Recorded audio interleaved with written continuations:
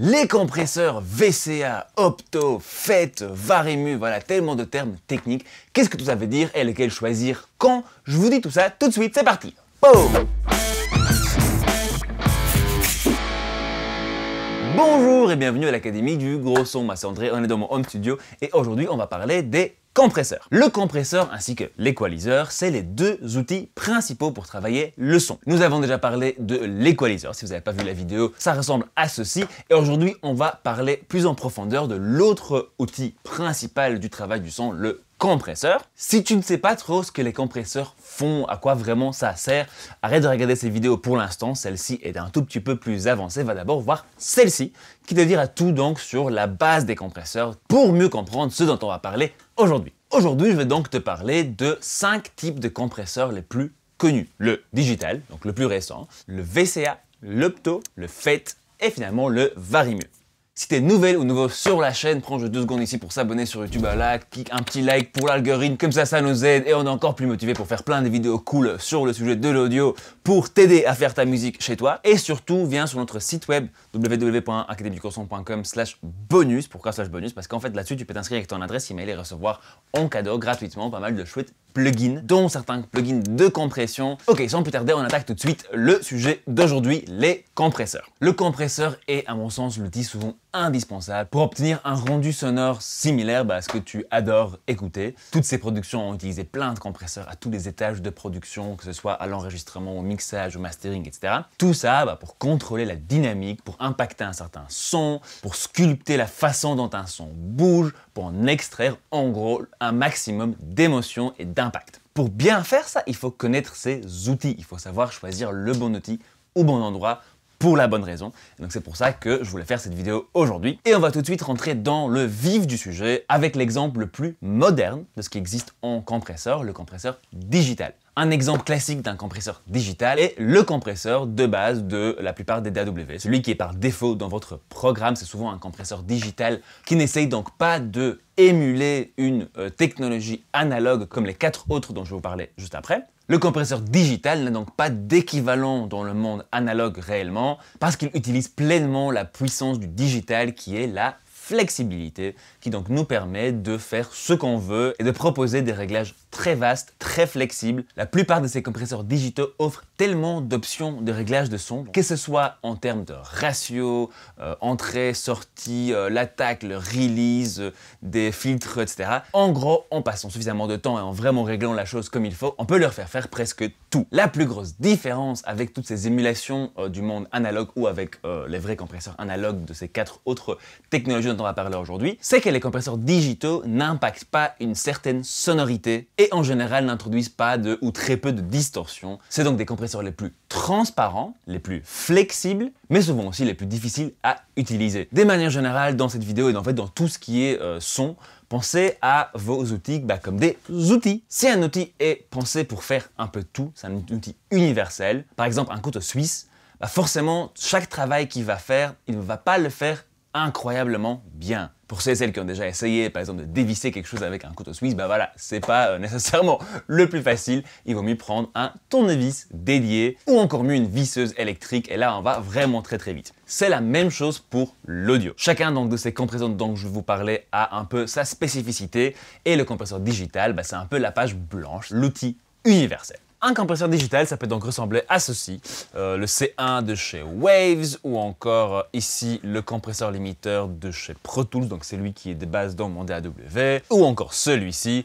Vous allez voir, tous ces trucs-là, en fait, à chaque fois, ils ont une tête un peu différente, mais c'est plus ou moins la même chose. C'est des compresseurs digitaux avec toutes les options possibles. On va donc rester sur ce compresseur de base de mon DAW de Pro Tools, parce que c'est, je pense, le plus simple à comprendre quand on le regarde. Et ici, j'ai en exemple une petite production sur laquelle je suis en train de travailler.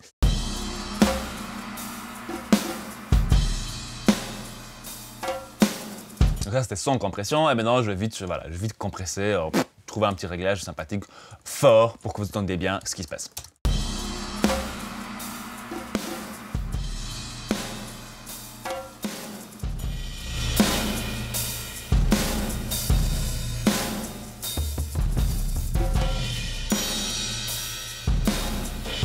Voilà, avec le même compresseur, je peux avoir plein de réglages différents, plein de sonorités différentes, entre des choses très transparentes jusqu'à beaucoup de distorsion, forcément parce qu'il travaille beaucoup. Mais il n'a pas vraiment un son particulier qu'on va retrouver toujours sur ce même type de compresseur. C'est un peu la machine à tout faire.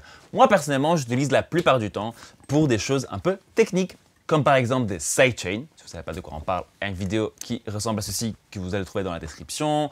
Et ce genre de truc, voilà, un peu technique. Et parfois, si j'ai juste envie d'aller vite contrôler une toute petite chose très spécifique, mais je n'ai pas envie de changer quoi que ce soit d'autre par rapport au son, je n'ai pas envie de donner une autre couleur, je n'ai pas envie de changer la balance tonale, etc. Je vais utiliser un compresseur dans ce genre-là, transparent et chirurgical. C'est souvent aussi utilisé dans la post-production pour film, par exemple, parce qu'on ne veut pas colorer beaucoup les choses, on veut que ce soit le plus naturel possible. Et par exemple, sur les tables de mixage digital pour du live, la plupart des compresseurs sont des compresseurs de ce type-là, donc très flexibles et digitaux.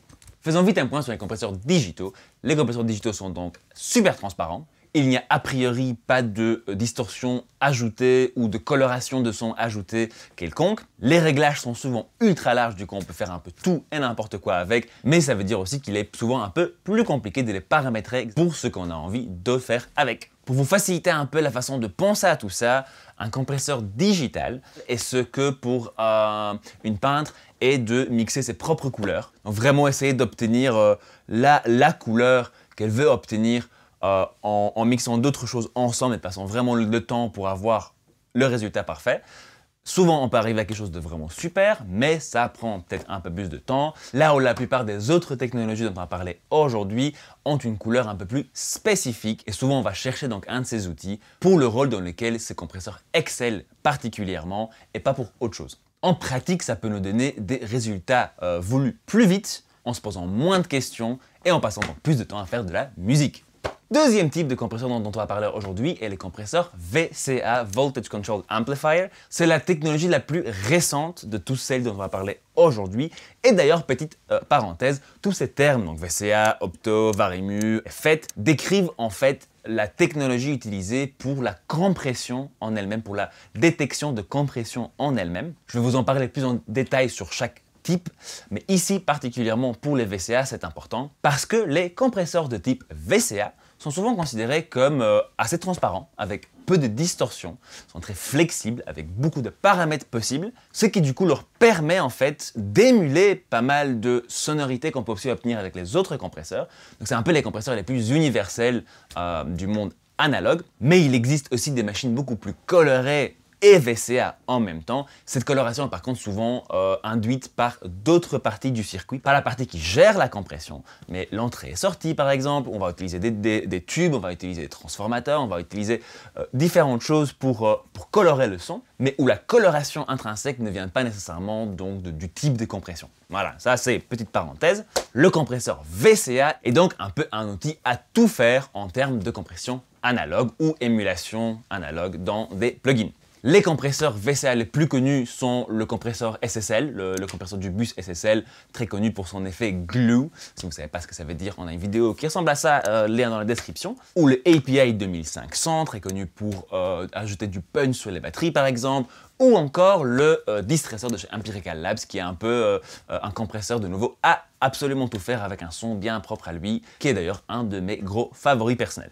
La grosse différence entre un compresseur VCA bien fait et un compresseur digital est que dans le VCA, souvent on va avoir des contrôles qui sont déjà pré-choisis. On a en fait que quelques options et pas comme dans un compresseur digital où on peut faire absolument tout entre 0 et maximum. Ici, souvent, on a des options, ce qui fait en sorte que ces compresseurs sont souvent un peu plus simples à utiliser que des compresseurs purs digitaux avec toutes les options possibles, parce qu'on va juste un peu plus vite, on se perd un peu moins dans tous les réglages. Pour les compresseurs VCA, je vous ai mis ici 3 exemples, donc je viens de parler tout à l'heure. Un compresseur de style SSL Bus, donc ici c'est le Townhouse Bus Compressor de chez Plugin Alliance, mais donc qui émule en fait un peu ce que fait un compresseur de bus de la SSL, le classique. Ici nous avons un petit API 2500 donc, et finalement un distresseur. Tout ça évidemment des émulations. Comme vous voyez déjà ici, c'est des compresseurs qui ont quand même beaucoup de réglages possibles. On va peut-être d'abord utiliser juste celui-ci. voilà, qui est un tout petit peu plus simple. Par rapport à notre compresseur digital, c'est déjà beaucoup plus musical comme approche parce qu'on n'a que quelques options. Nous avons 3 ratios différents, peu, moyen, beaucoup, donc 2, 4 et 10. Nous avons différents réglages de attaque et de release pré-choisis pour nous. Mais on a quand même l'occasion d'agir sur tous ces réglages, ce qui n'est pas nécessairement le cas de tous les types de compresseurs. Donc voilà, c'est un peu le couteau suisse, mais dans le monde analogue. Et c'est d'ailleurs un type de compresseur qu'on va utiliser très souvent sur un peu tout. Moi, personnellement, j'utilise des compresseurs VCA sur tout type de source, surtout quand j'ai envie d'avoir un peu plus de contrôle. Donc, pour faire écouter la même batterie, exactement la même chose, mais avec ce compresseur-ci,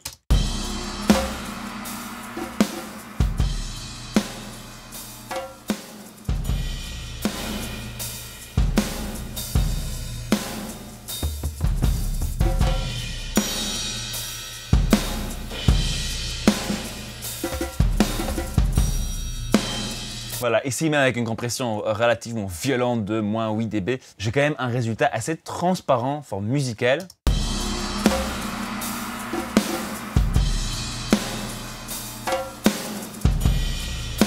Évidemment, c'est beaucoup, hein. Mais je peux très rapidement obtenir différentes couleurs de compression.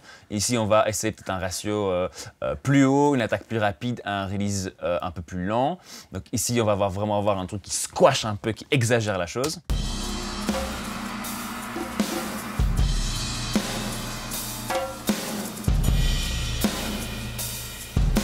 Là, par exemple, ça marcherait très bien pour une compression parallèle. D'ailleurs, si je le mixe un tout petit peu dedans.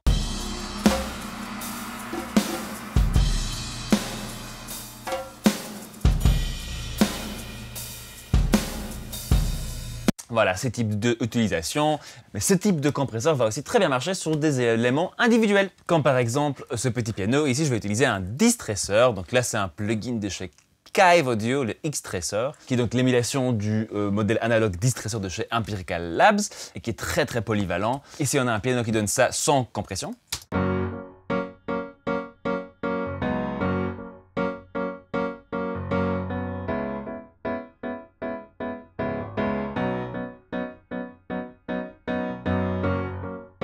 C'est joli, mais j'aimerais bien encore un peu accentuer les attaques et en même temps faire ressortir un tout petit peu le corps du son un peu derrière pour que tout soit un tout petit peu plus dense, mais aussi un peu plus énergétique. On va essayer de faire ça.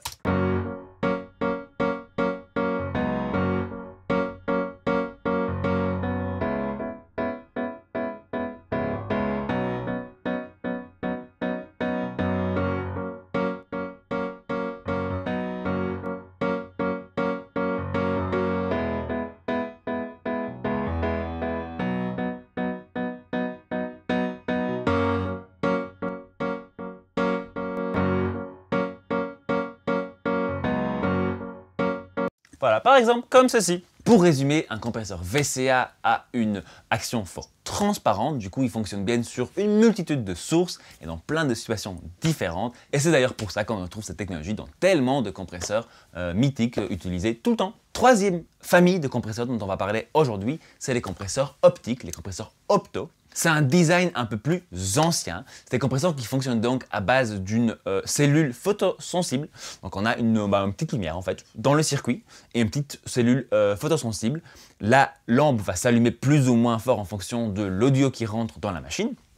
Et la cellule photosensible va voir cette lumière et réagir, donc gérer la compression en fonction de ça. Cette façon de gérer la compression a pour résultat d'avoir une compression assez lente et une façon de réagir à l'audio qui n'est pas vraiment linéaire. C'est-à-dire qu'en fonction de ce qu'on envoie dans un compresseur opto, entre une caisse claire avec énormément de transitoires ou une voix qui est peut-être beaucoup plus dense, le compresseur va agir fort différemment. Le compresseur opto le plus connu au monde, c'est le LA2A de chez Uray ou de Universal Audio ou de plein d'autres copies de la chose. Et c'est le compresseur qu'on va souvent utiliser pour un contrôle assez doux, lent et soyeux de la chose. Le compresseur opto le plus connu étant le LA2A de chez Teletronics.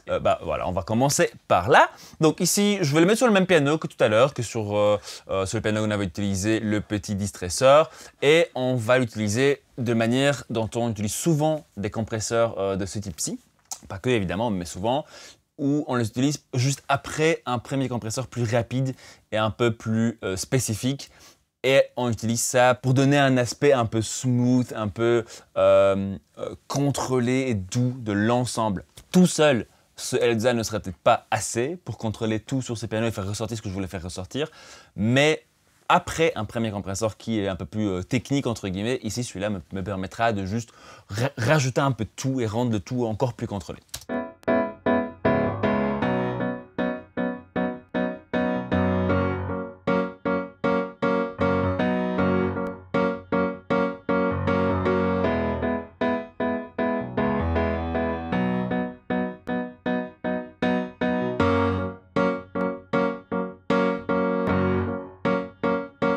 Voilà, tout a été un peu adouci comme ça, typique donc des compresseurs opto qui sont assez lents et qui ont pas mal de couleurs intrinsèques. Le trick classique aussi pour tout ce qui est compresseur opto, c'est soit sur la basse, soit sur la voix, donc aussi souvent après d'autres compresseurs avant. Je vous montre ça sur la voix. Donc voici la voix déjà telle qu'on a ici, elle est déjà un tout petit peu compressée à la prise et j'ai un petit compresseur, donc un distresseur ici, qui fait aussi un peu de compression.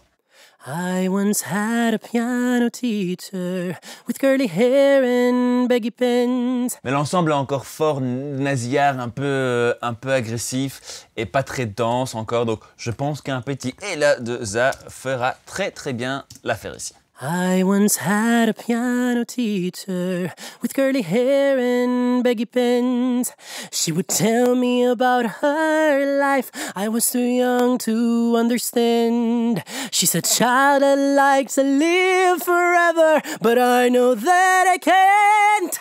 I'm afraid the time is running out of my hands." Et voilà une autre utilisation d'un compresseur opto. J'espère que vous avez entendu, ça a permis d'un peu adoucir certaines choses et de juste encore un peu plus contrôler.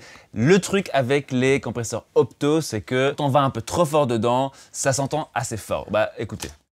I once had a piano teacher with curly hair and baggy pants. She would tell me about her life. I was too young to understand. She said, "Child, I like..." Voilà, parce qu'il est fort lent, il y a des choses qui sont juste pas contrôlées, il y a un mouvement qui n'est plus très naturel dès qu'on va un peu trop fort dedans, notamment sur des choses avec plus de transitoires comme les percussions. Donc je vous fais écouter ça tout de suite.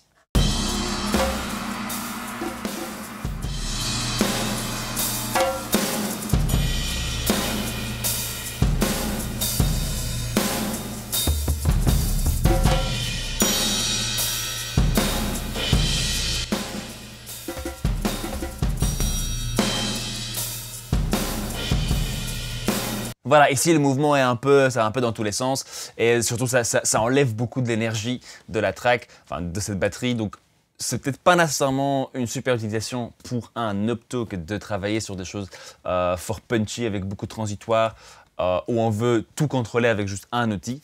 Là, ça ira moins bien, mais c'est vraiment un super outil de finition, souvent utilisé en fin de chaîne.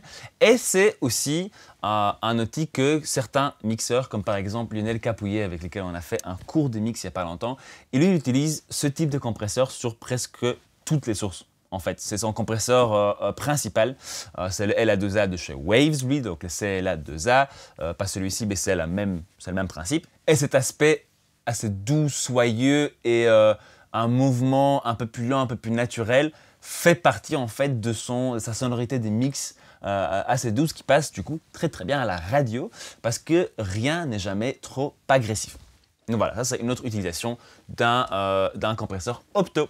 Donc pour résumer, un compresseur opto, c'est un compresseur qui est lent, qui impacte souvent beaucoup de couleurs, beaucoup de saturation et de coloration tonale, qui s'utilise souvent pour une compression relativement douce et de finition, très souvent sur les voix ou les basses par exemple, et qui est souvent très facile d'utilisation parce qu'il a peu de réglages et la technologie qu'il utilise fait en sorte qu'il réagit beaucoup à ce qui rentre dedans sans que nous, on ait vraiment à faire quelque chose.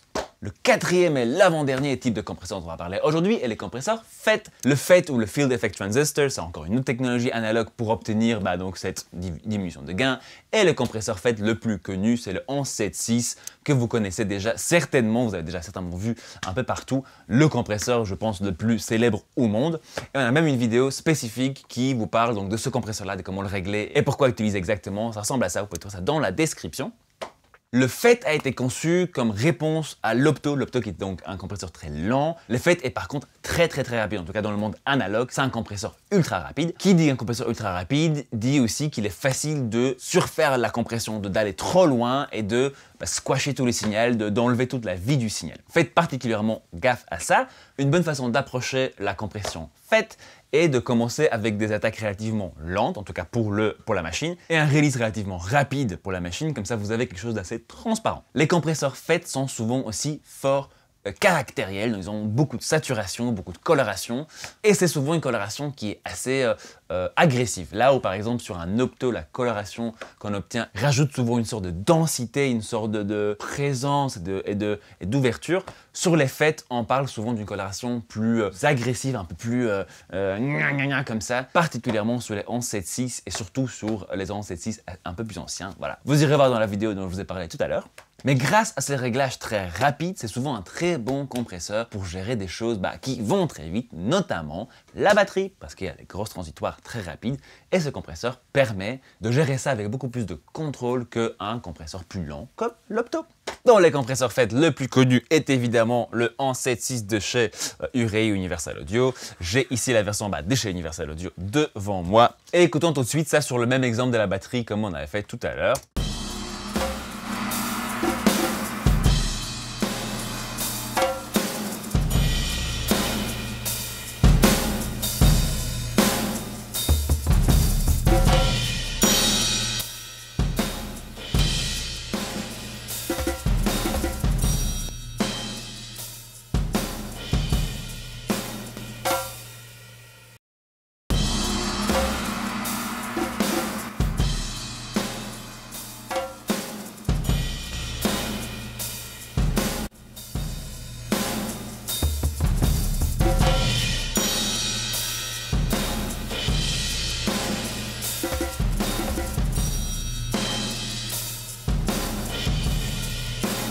Voilà, ici on a quand même pas mal de tones, pas mal de mouvements assez spécifiques à ce type de compresseur.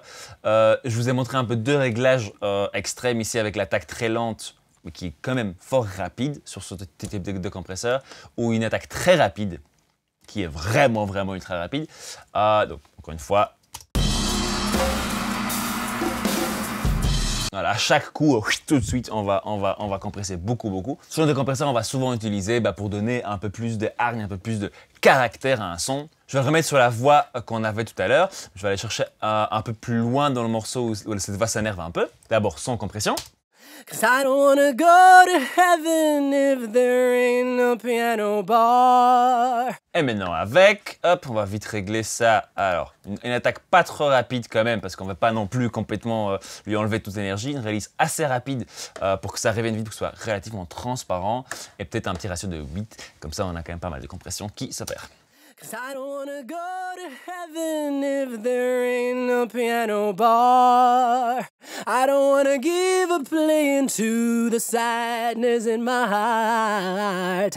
I've played it all my life, no one ever gave a damn.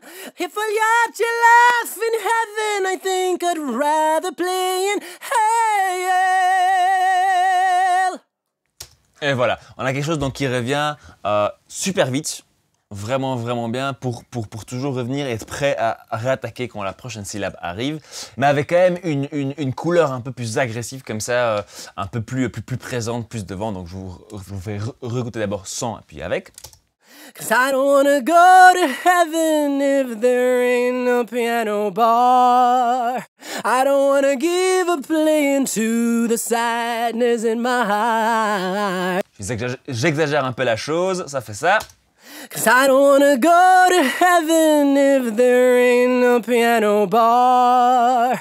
I don't wanna give a play to the sadness in my heart. I've played it all my life, no one ever gave a damn. Ah, vraiment un côté comme ça, assez violent. Bon, ici on est sur un mode particulier du 11-7-6, si vous ne connaissez pas le all buttons in mode, donc tous les boutons enfoncés. Donc on a beaucoup de distorsions et beaucoup de caractères. Tous les compresseurs FET ne sont pas nécessairement aussi caractériels, mais ça fait un peu partie du son de la technologie.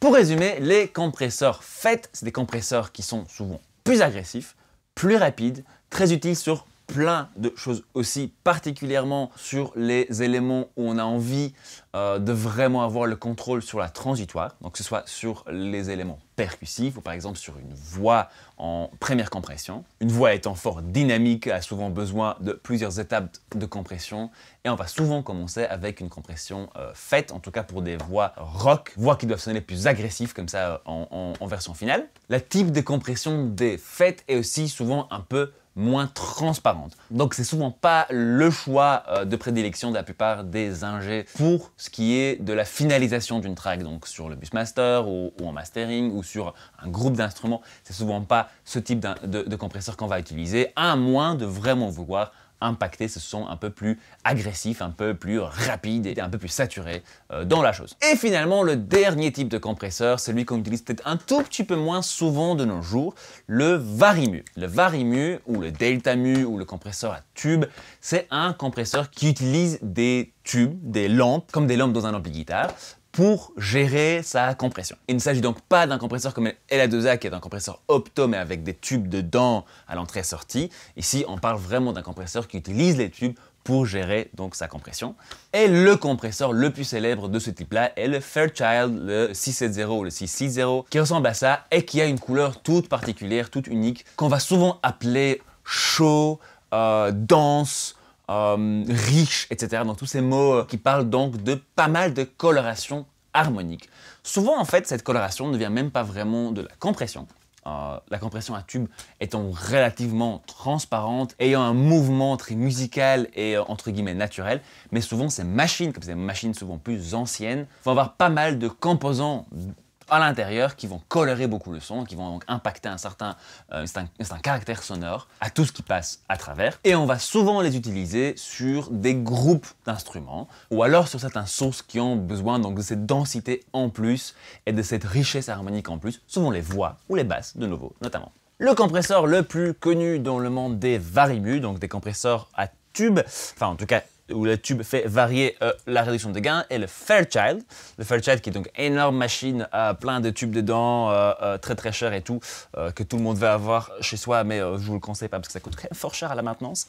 Le Fairchild que j'ai devant moi en plugin, comme vous voyez, c'est un compresseur très simple, vous n'avez pas grand chose comme réglage. Ici sur cette version, j'ai juste l'input gain, donc à combien de son j'envoie dedans, à threshold, à quel moment je commence la compression, et des presets de attack release.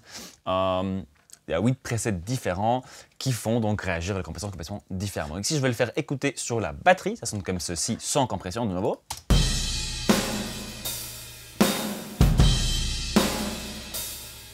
Et avec.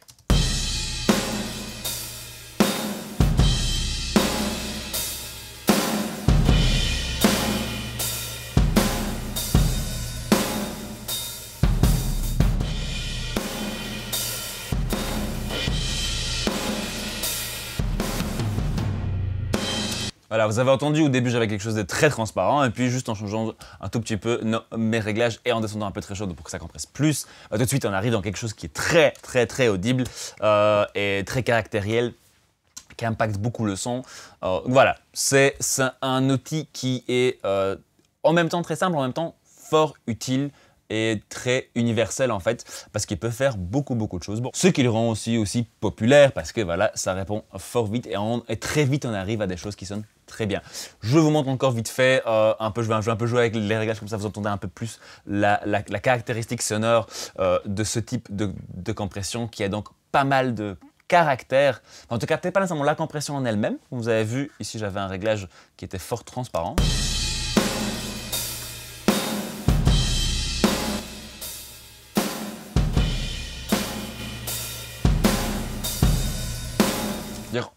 pas mal de compression, mais sans entendre un pompage énorme. Par contre, même sans compression, juste passer dedans, ça colore déjà un peu le son. Bon, ici, c'est un plugin, certainement, donc c'est pas nécessairement une coloration la plus fidèle par rapport au monde analogue, mais ça impacte déjà un peu la chose. Je vous montre sans compression donc, et sans plugin pour l'instant.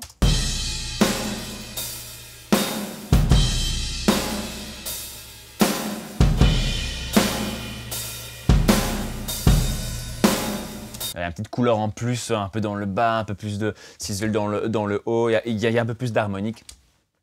Typique donc de ce genre de compresseur un peu plus ancien. Et on peut évidemment aller donc des choses relativement douces vers des choses qui sont fort compressées et très audibles.